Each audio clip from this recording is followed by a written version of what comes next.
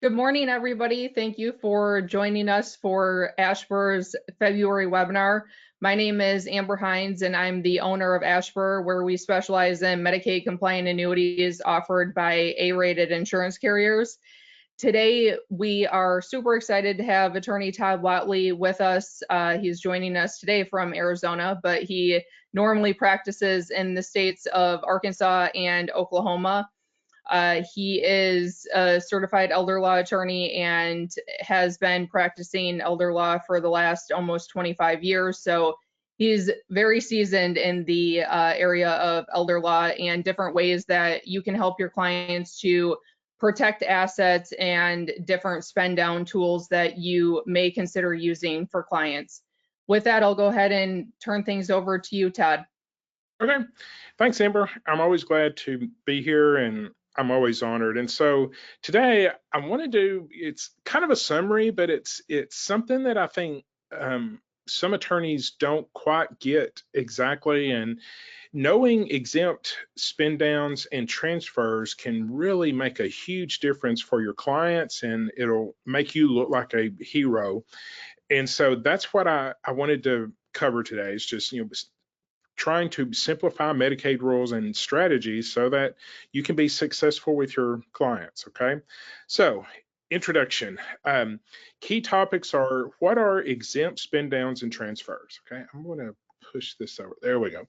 So, what are exempt spend downs and transfers, okay? Some ways that you can actually spend money down to get your client down under the requirement. Typically it's like $2,000, and some transfers. Okay, there are some transfers you can make even within the 5-year look back that will allow you to help your client protect assets. And why does this matter? Well, it matters hugely because you are helping people follow the rules, do what the rules say, and truly make a difference in their lives by protecting assets. And then mastering these rules will be very good for your clients, which is also good for you. Okay, so all right, let's get into it. Whoop. There we go.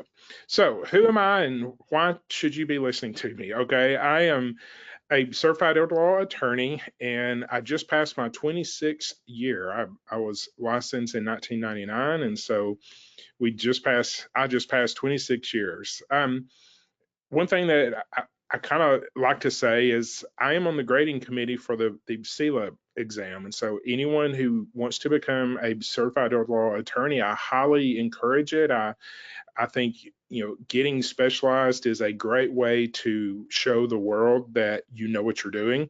And part of getting certified is you have to practice so many years, see so many clients, and then there's the test, okay? And so I have been thankful to be on the grading committee now for probably 8 or 10 years. And so I grade the exam. And if you have questions about it, I'll be glad to answer questions and help you understand. My biggest advice for those of you who are thinking about taking the test is answer the question. Just simply answer the question, and you'll be amazed. With the essays, there will be a question about something, and they go off on another tangent and tell me all kinds of great stuff, but they don't answer the question. I'm like, just answer the question. And so we can talk about that. All right. I am also the founder of the Elder Law Coach. I do a mentor coaching program for attorneys across the country. I love to teach. I love to see people get this and truly transform their practice and help people. And so I do that. And I do specialize. I do a lot of Medicaid applications in both Arkansas and Oklahoma. Okay. All right. So what are some of the challenges in Medicaid planning? If you've not done this much, or if you're thinking about getting into it, you will see there are some very common pain points here. The Medicaid rules are very complex. The rules themselves are complicated. And what's interesting is Medicaid is federal law, okay? It started out in Congress. They handed it over to the Center for Medicare and Medicaid Services, and then they handed it out to the states. But they did not hand out the federal law, and states don't do federal law. They do a version of federal law based on their state. The policies and procedures have to go through your state legislature, and every state does it a little bit different. And the federal law is what we call the floor, is the requirements to get Medicaid for your client is based on federal law. That is the floor. Your state can make it easier to qualify for Medicaid. They can pass some rules, and we'll go over those in just a second. But your state can be easier, but it can't be more difficult. And so one of the complex things about this is you absolutely have to understand your state's rules, but sometimes your state's rules may violate federal law. And so you also have to understand federal law. And I've had tax attorneys come to me, and I don't do, I mean, I do some taxes, but I think the tax code is incredibly complicated. And I've had tax attorneys come to me and say, I don't know how you do Medicaid. I tried to read those rules and they make no sense. I'm like, well, that's interesting, because I don't think tax laws make sense. And so it is complex. And I think a phrase that I have kind of adapted and tell people is Medicaid is, it's not hard, it's just complicated. Okay. It's not hard to do it. Once you get it, once you understand how everything fits together, it's not that hard, but it is extremely complicated. And the learning curve is very steep. And the problem is doing like crisis Medicaid cases is if you get it wrong and you miss something, or you don't quite understand one of the rules, and your client's in a nursing home that costs $8, $10, $12, $15,000 per month, you're not going to know that you're wrong until 3 or 4 months down the road, when DHS is like, oh, you let them keep this asset, which is countable, and therefore they're disqualified. And so you have 3 or 4 months times the monthly nursing home bill that your client thought you were getting paid for by Medicaid, and now you're not. It can be very expensive. And so that's part of the issue that scares some people is, man, if I'm wrong, it's a very expensive mistake. So yes, it is complex, but once you get it, it kind of makes sense. Okay.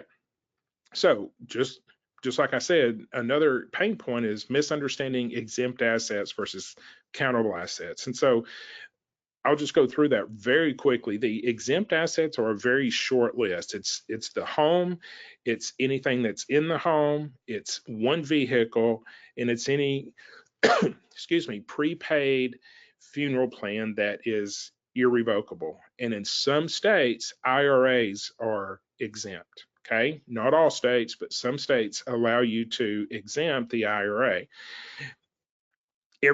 Everything else gets counted. Okay, everything else is a countable asset. So home, household furnishings, car, burial, and in some states, IRAs. It's a short list. Okay. And so we need to get them down below the limit, which in a lot of states is 2,000. I know some it's higher, but let's just go with 2,000 for today. So we've got to get the person applying for Medicaid under $2,000 before we can get them qualified. And if we can do that by avoiding penalty periods, that would be fantastic. And that's what these exempt transfers do, is it allows us to transfer things without causing a penalty and getting it to someone else without a penalty. Okay. So what is an exempt transfer? An exempt transfer is a Medicaid compliant way to reallocate or protect assets without triggering penalties. Okay. You understand the penalty is within 5 years. If you transfer something for less than fair market value, then that is deemed a transfer or a gift. And typically that's going to cause an issue. And the issue is Medicaid's going to divide that gift by the average cost of nursing home care in your state or in your area. And that's how many months they will not pay for. another way to say it is, if you had not given away that asset, how many months would it have paid for the nursing home if they had not given it away? Okay. If you don't know your state's number, I highly encourage, do what I do. I go to Ashbur, I go on ashbur.com, I go under the state resources and I pull up my state and say, oh, the penalty divisor this year is this, okay? Or all of the numbers are there, the community spouse resource allowance, the income amounts, everything is there. Amber does a fantastic job of putting those things there for you. So just go to ashbur.com and you can find your state's numbers there. Okay. So examples of exempt transfers is a transfer to a spouse or a blind or disabled child. Pretty much anything can be transferred between a spouse and or a disabled child. And so when you're doing meetings, you need to ask about the kids, and so the person applying for Medicaid is either single or married. And if they are married, it's like, great. Now, married is generally not a huge, issue, but in some states, like in Oklahoma, I work there some, and they have common law marriage. And that gets a little complicated sometimes. It's like, are they actually married or are they not? In Arkansas, the other state that I work in, it's very cut and dried. If you have a marriage license, you're married. If you don't have a marriage license, you're not married.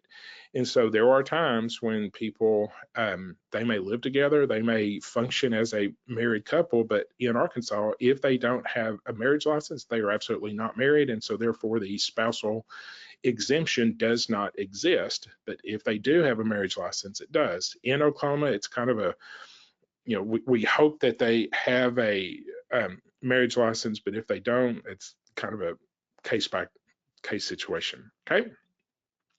One of the tools that we use to help get a married person and even sometimes a single person qualified is the last thing we do, any extra money that is left over that we need to do something with, that is an asset causing them to be disqualified, we can convert it into income. And in a married case, the spouse not in the nursing home, rule number one for income is they get to keep all of their income. And so therefore, taking this asset, this clump of money that is causing them to be disqualified, we put it into a Medicaid qualifying annuity that meets all of the federal rules. Then it is seen only as income and not an asset. And therefore, we've converted a countable asset causing them trouble to now it's income and they're now qualified. Okay. We do it with a single person to compensate for the penalty that is created when we just give away assets. If we can't give it to like a disabled child, if there is no disabled child, then we give it to a non-disabled child. That's going to cause a penalty, but there's a formula that we can put that through to take into account income and the cost of care. And that way we can figure out exactly how much of that the asset needs to come back each month to cover the nursing home. And if you don't understand that, get with Amber. She understands this very well. She'll actually run the calculations for you to say, here's the number that you need to work with, and she'll do the annuity for you to get that covered. Okay. And then another transfer that I don't love, and it's just because our state hates them, but I've gotten them through and they have to take it. But a really good way to transfer some money is with a caregiver agreement. That means there is someone, typically a family member, coming in, caring for your client at home, and they want to pay them. Okay. Well, just giving that child money just flat out with nothing else, that's going to be seen as a gift. They're paying $1,000 a month to the granddaughter to come in and care for grandma. Okay. Well, just that check will be seen as a gift unless you do a caregiver agreement.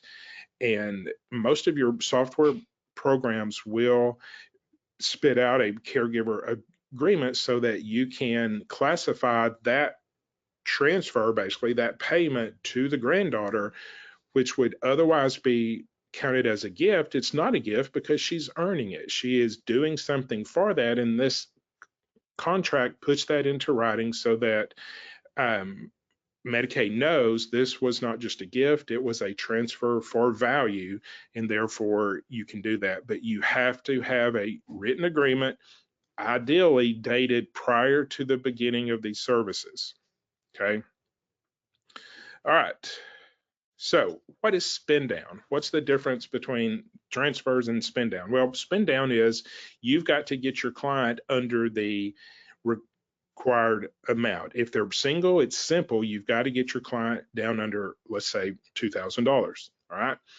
And so you do that by spending it on non-countable assets or exempt assets, or you just give it away. Particularly with a single person, a lot of times we are going to do gifts and run that formula that I told you to say part of the big amount's going to be a gift, part of it's going to go into that annuity to come back to you to pay for the nursing home during the penalty period. So the definition of spend down is a spend down involves using excess assets in ways that comply with Medicaid rules to meet financial eligibility thresholds. Sorry about that. So easy ways to do that. Ask your clients, do you have debts? Do you have a mortgage on your house? Okay. If so, those need to be paid off, because particularly with a single person, they can own the home, but they can't pay for it.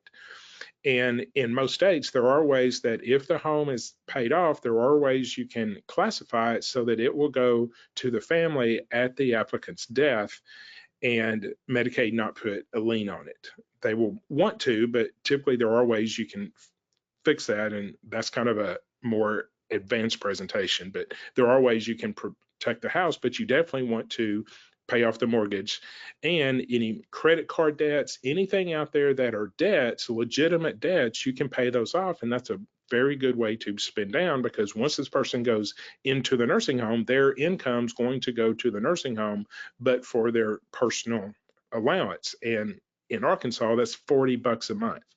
You don't pay many expenses at $40 a month. And so you want to get these debts paid off.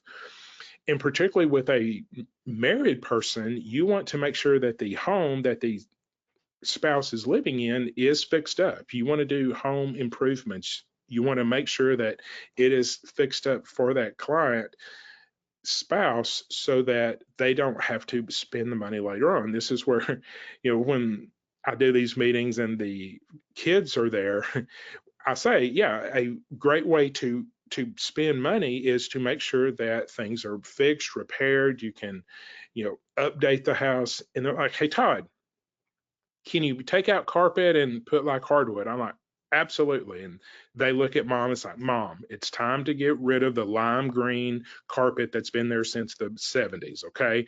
Let's get rid of that and let's get new carpet, hardwood floors, something. And she's like, okay.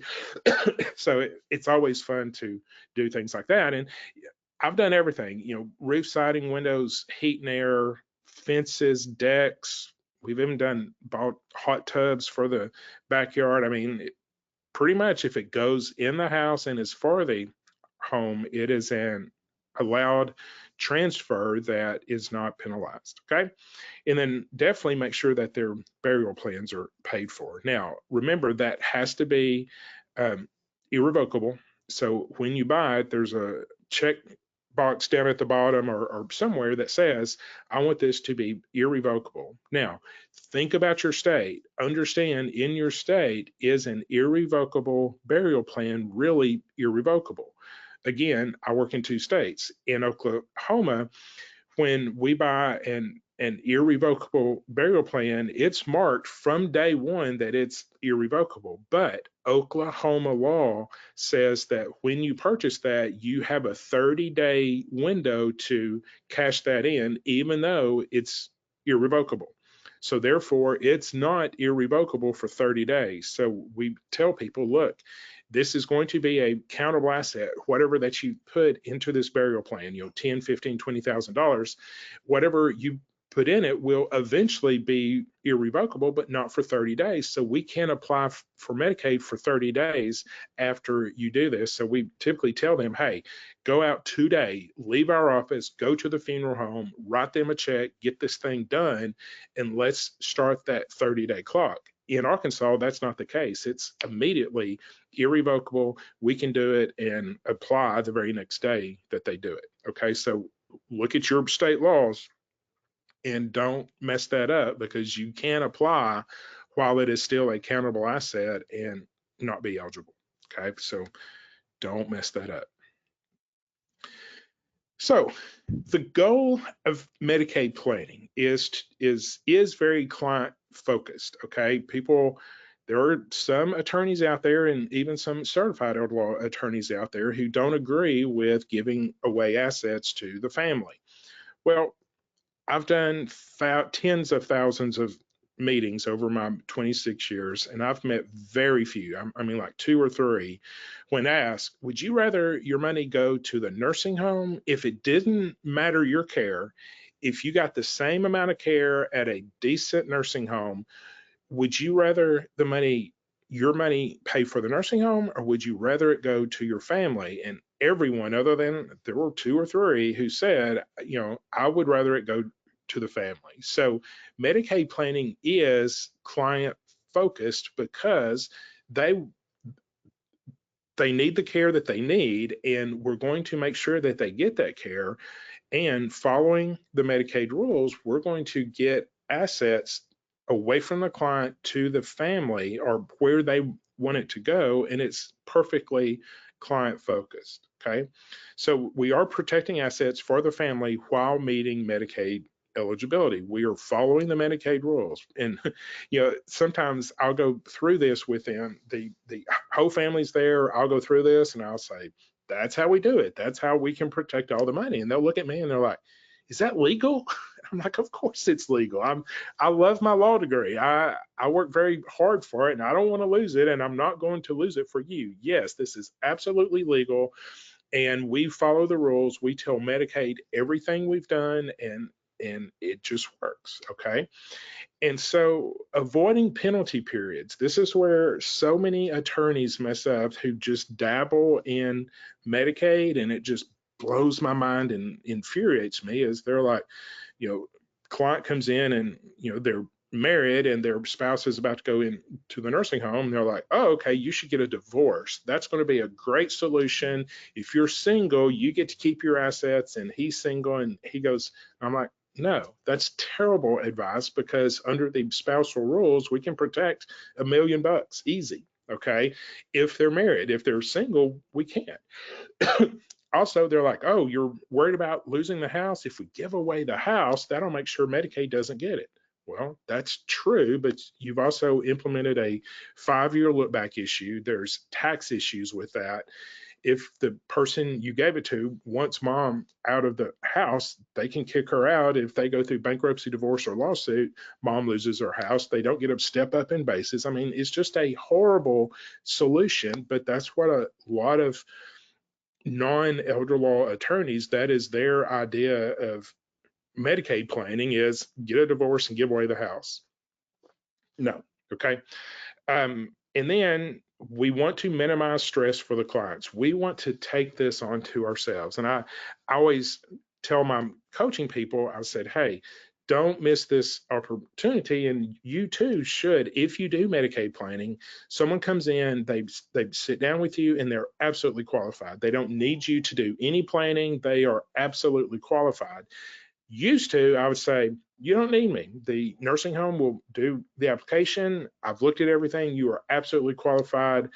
Let the nursing home do the application for you. You're still going to have to do some things, but you're qualified. Go and apply.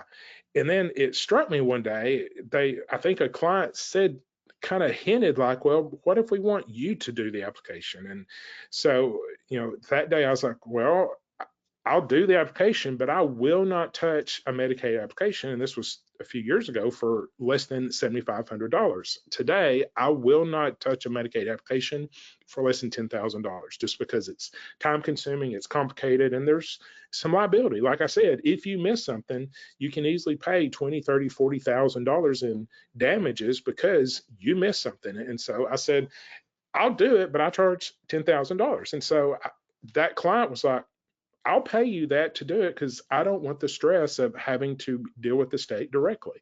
And I was like, okay. And so the kids pay, the client did not have $10,000, but the kid was like, I'll pay $10,000 to get you to do it. And it got me thinking. I thought, I don't ever ask.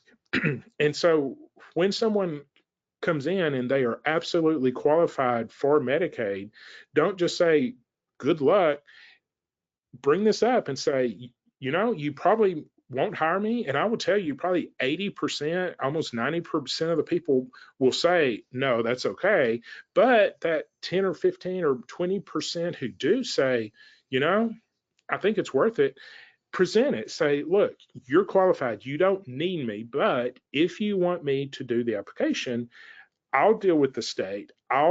They'll call me, not call you. We'll take all of this stress off of your plate. You'll know that it's done correctly. I'll do this for you, but I charge $10,000. Again, most people will say, no, that's okay. But there's a few who will say, I think that's worth it. And if you don't ask, the answer is always no. Okay. So I encourage you to, in those meetings, bring it up and say, you'll probably say no, and I totally understand, but if you want me to do it, it's $10,000. People don't like stress. People will pay money to take things off of their plate and let you do it. So bring it up. Okay. So key rules for exempt transfers. Spousal transfers. Anything transferred between spouses is not penalized. Okay. Unlimited transfers between spouses. That's how we get $1 million qualified. Now, please understand, with a spousal case, you need a thing called a snapshot date. And a snapshot date typically is the first day in a nursing home when the person's been there 30 days. And so you can start planning on day 2. They're admitted, and you can start planning on day 2, but just remember, tell your clients, you cannot bring this person home in less than 30 days or all of our planning's out the door. So if you want to start planning immediately, and we can, just don't bring this person home for 30 days because you have to have 30 days for you to have a first day. All right. So with spousal transfers, once that spouse goes into the nursing home, we can start planning and we can transfer all the assets to the other spouse. Right. Transfers to disabled children. This is a fantastic exemption that when you're talking with the family, yeah, your client is the one going into the nursing home. You're concerned about their assets, their income, their stuff, but then say, tell me about your kids. And when they go through and you say, well, does any child happen to be disabled? And they're like, yeah, there is this adult child that is disabled. That's a huge light bulb should go off and say, this is going to be an easy case. Now, just a practice pointer, what I tell my coaching clients is, don't give away the farm on this one, because they walked in there. And sometimes we learn this, like you're sitting in this webinar, I am sharing this with you to say transfers to a disabled child is a free transfer. It's not penalized. Well, you now know this, okay? Not everybody knows this, and clients come in and they don't know this. And you knowing this is worth some money, okay? It's worth you telling them. And so I will tell them, if there's a disabled child and it seems like that child's pretty responsible and can handle everything, and if the other children, the non-disabled children, are okay with this, you then say, look, what would you say if I told you that I could protect 100% of everything? And this is a this works really well with a single person. With a spouse, you kind of want to give things to the spouse, but have that disabled child in the back of your mind. But particularly for a single person, the kids come in, mom's going into the nursing home, and they think they're going to lose everything. And you're like, what if I told you I could protect 100% of the assets? They're like, okay, how? And I'm like, well, it's fairly simple, but just because you can do it doesn't mean that the state's going to easily let you do it. There's a lot of proof and things going on, but my knowledge of the Medicaid rules allows me to protect 100% of your stuff. And do you agree that you will hire me for whatever? I mean, and then your fee really doesn't matter because you're protecting 100% of everything that they thought they were going to lose everything. And you can charge $10, $15, $20,000 for this advice and do the application to say. And so I get their commitment. I'm saying, I can tell you how to protect 100% of this. Will you hire me to do it? And they're like, yeah. I was like, okay. Well, surprisingly, the Medicaid rules say that we can transfer everything to Bill, your disabled child, with no penalty within the 5 years, absolutely fine. And everything can go to him. And then Bill can do what he needs to do to help his siblings. But from a Medicaid standpoint, they see the transfer from mom to Bill. Bill is disabled. We have a letter from the Social Security Department saying he is disabled. That's a free transfer. And they'll hire you, okay? Because it's just so simple, okay?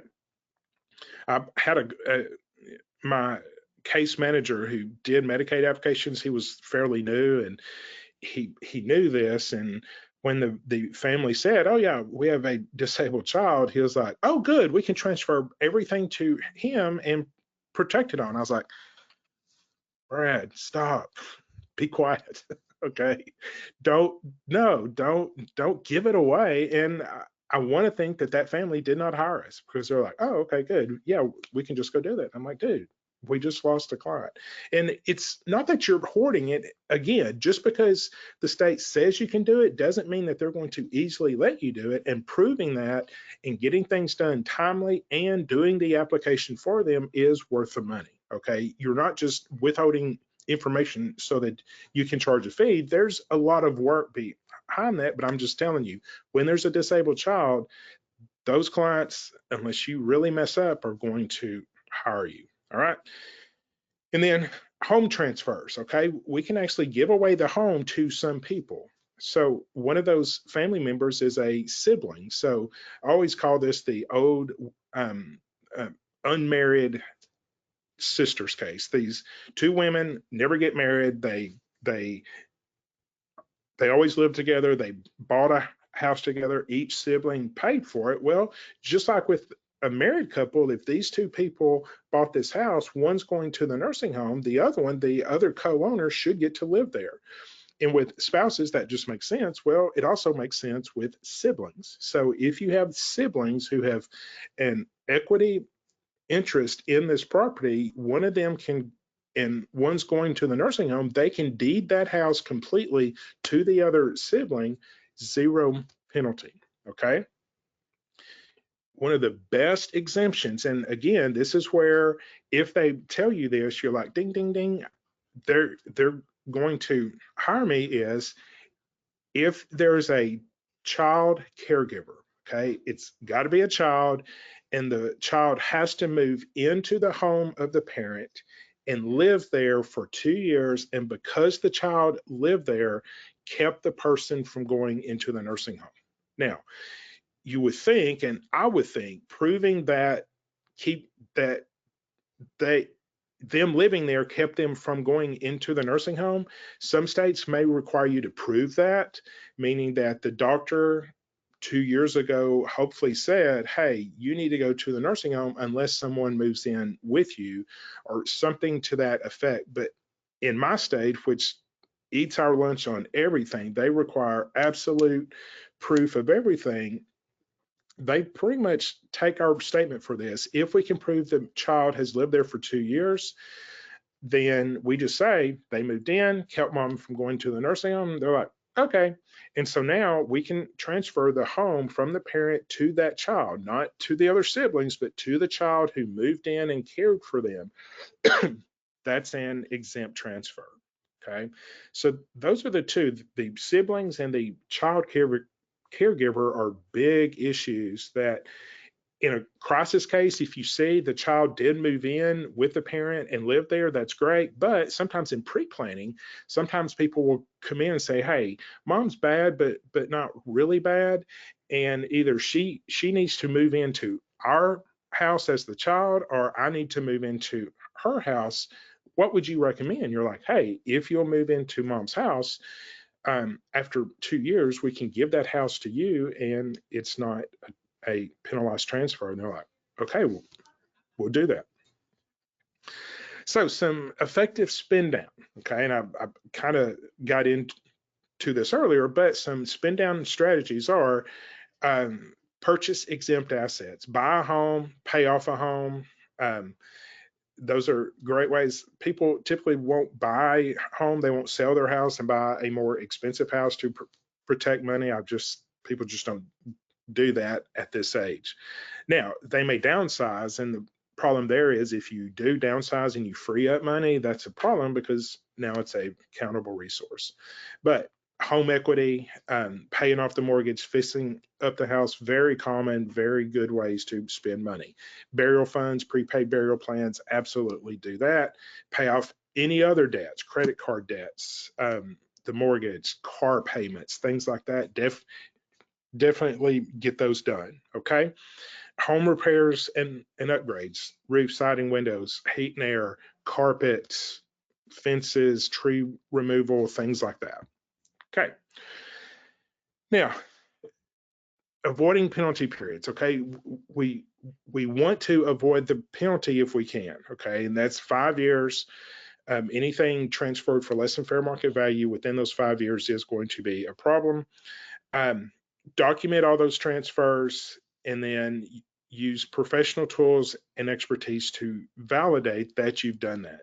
In my state, we use the county assessed value to value the home, particularly if we give it away or something. And thankfully, our county valuation is very behind. And so a lot of times a home that the family thinks is $400,000 or $500,000 may come in at $175,000 on the county assessment. That's what we get to use. Now, that's Arkansas. The other state I practice in, Oklahoma, they make you get a real estate agent out there to give a real value. Okay. So you need to understand that and use that to your advantage. Case studies, I mean, I could go on for days and days on people that we have helped, but basically a client comes in with excess assets, and you're able to look at those and determine these are not counted, these are counted. Now, what do we do with these countable assets to get you qualified? And again, pay off debt. Okay. First thing I ask, do you have a mortgage? Do you have credit card debts? Yes. Let's pay that off because that's absolutely allowed by Medicaid. Now, once the home is paid off, how can we improve it? Things you need to do. Now, practice pointer here real quick. Depending on your market, I know there were some tornadoes came through Northwest Arkansas, and getting a contractor out to do something and finish something is almost impossible within months. Okay.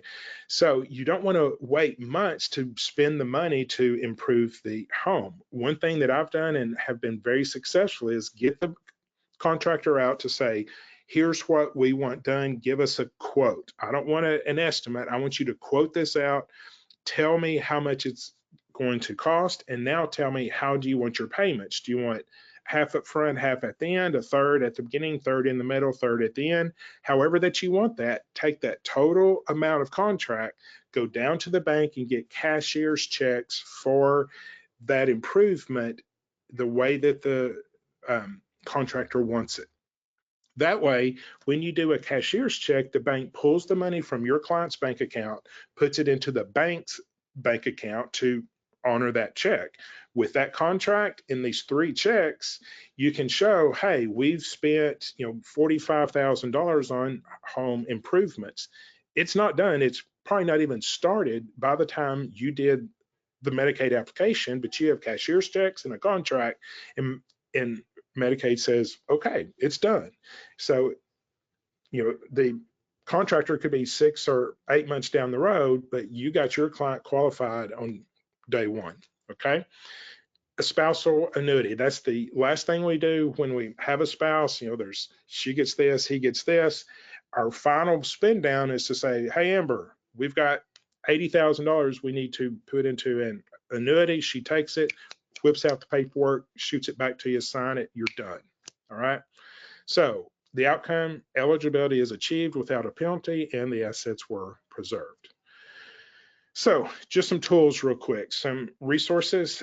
The Medicaid asset and spend down calculators. I am developing one. It's almost ready to present, but it's a spreadsheet that takes all of this information, you plug it in, and it spits out the numbers that you need. It's super cool.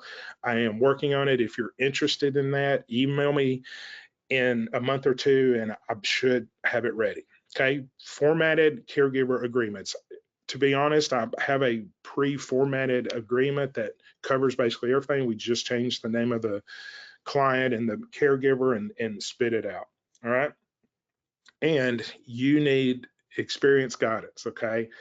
I can help you through these. I would love to talk to you and make sure that you don't mess these cases up, but you really do need, if you've not done too many cases, you really need a mentor to help you do this.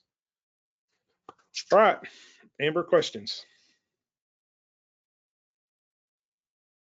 Okay, we have a couple here. It says, do transfers to disabled children impact any government benefits the child may be otherwise eligible for or acquiring absent of an SND? Yes, yes, that's where your knowledge of Medicaid and disabilities and things, if the transfer, if the disabled child is on Medicaid, you have to be careful. Now, people confuse this all of the time. Being on disability does not mean that you're broke, okay? You can be rich and be on disability. But if you are disabled and on Medicaid, those transfers will need to go into an S&T so that you don't mess up the qualification of the recipient. Okay, and then the final question that we have is, can the transfers be to a disabled grandchild instead of a disabled child? Good question. My rules say child. I have gotten this through for a disabled grandchild, but I would absolutely call your caseworker. If you have a caseworker that you work with frequently, I would run this by them first and look at your policy specifically. Like I said, states can be more generous. They just can't be more restrictive than federal law, and allowing a transfer to a disabled grandchild is more generous, and your state could do that. So pull out your policy, get to that section and say, that says, it should say child, it will say child, but see if it also says a grandchild. Okay, and then we did just get one additional question here. Why not purchase new furniture and appliances if home contents are exempt? Yes, you can. Oh, absolutely. Yeah. I thought I said that. The home and anything in the home, refrigerators, washers and dryers, furniture, yes, all of that is household furnishings, and those are exempt purchases. Okay, perfect. Well, I don't see any other questions, but if people think of questions, they can reach out to you directly. Do you have a closing and your contact information that you wanted to put up here? Please. Yeah.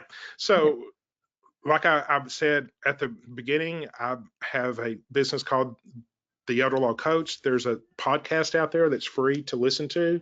I encourage you to go listen to it. I cover a whole lot of topics. I have everything that you need to go from knowing nothing to being a pretty good elder law attorney within a year. I have about 30 hours of videos on Medicaid, VA, estate planning, office management, marketing. Everything that's in my office is available to my coaching folks. And I encourage you to go to theelderlawcoach.com. That is my website. And if you have emails about coaching, please email Tricia. She's my assistant there, Tricia at theelderlawcoach.com. And there's her phone number. And yeah, there's the podcast. So thanks, Amber. I appreciate it. And I would love to do a phone call with y'all if you're curious about it.